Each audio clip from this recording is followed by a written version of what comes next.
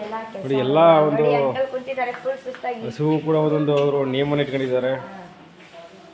ಒಂದು ಕುಟುಂಬದ ರೀತಿ ನೋಡ್ಬೋದು ಫ್ರೆಂಡ್ಸ್. ನೀವು ಮತ್ತೊಮ್ಮೆ ಬನ್ನಿ ಬನ್ನಿ ಅಂತ ಹೇಳ್ತಾ ಇದ್ದೀನಿ. ಇಲ್ಲಿ ಬಂದು ಎಲ್ಲ ವಾತಾವರಣ ತುಂಬಾ ಚೆನ್ನಾಗಿದೆ ಫ್ರೆಂಡ್ಸ್. ಹಂಗೆ ಹೊರಗಡೆ ತೋರಿಸ್ಬಿಟ್ರಿ ಬನ್ನಿ ಹೊರಗೆ ಹೋಗೋಣ. ಈ ರೀತಿಯ ಒಂದು ಸಂಸ್ಕೃತಿ. ಈ ಕಡೆ ಜಾಸ್ತಿ ಸಣ್ಣ ಕರುಗಳಿದ್ದಾವೆ, ಆ ಕಡೆ ದೊಡ್ಡ ದೊಡ್ಡ ಕರುಗಳಿದ್ದಾವೆ. ಅಂದ್ರೆ ಅವರ ತಾಯಿ ಜೊತೆಗೆ ಕಟ್ಟಿದ್ವಿ ನಾವು.